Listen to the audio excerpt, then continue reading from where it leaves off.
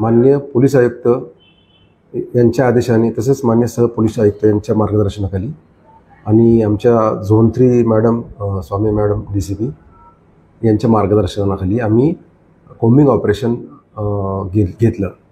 तर कोतवाली विभागाच्या आमच्या सहाय्यक पोलीस आयुक्त मॅडम आहेत मोरे मॅडम यांनी हे कोम्बिंग ऑपरेशन लीड केलं।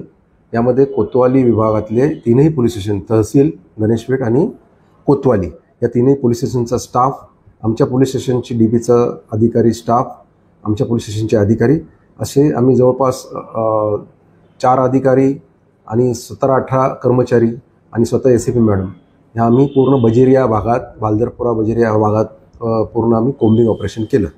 या कोम्बिंग ऑपरेशन दरम्यान आम्ही जवळपास 15 गुन्हेगारांची घरे पूर्णतः सर्च केली।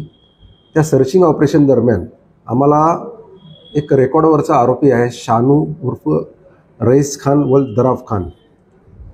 शानू जो आहे त्या शानूच्या घरामध्ये आम्हाला 2 हत्यारं मिळाली। त्याच्यामध्ये एक स्टीलचा चाकू होता आणि एक गुप्ती होती। ते चायनीज मेड आहे आणि खूप धारदार आहे ते। तिथे आम्हाला ती हत्यारं मिळाली। त्याप्रमाणे आम्ही त्या आरोपीविरुद्ध आर्म ॲक्ट प्रमाणे आम्ही गुन्हा दाखल केलेला आहे। तसेच एक रेकॉर्डवरचा NDPSचा जो गांजा विक्रेता आरोपी आहे, जो रेकॉर्डवरती त्याच्यावरती यापूर्वी गुन्हे दाखल आहेत, तो अझर मजर शेख आहे। त्याच्या घराची सुद्धा आम्ही झडती घेतली। तर त्या झडती दरम्यान आम्हाला त्या ठिकाणी 54 ग्रॅम गांजा मिळून आला। तर ती एक आम्ही NDPSची कारवाई केलेली आहे आणि ही कारवाई ही त्या आरोपीच्या आईच्या विरुद्ध झालेली आहे।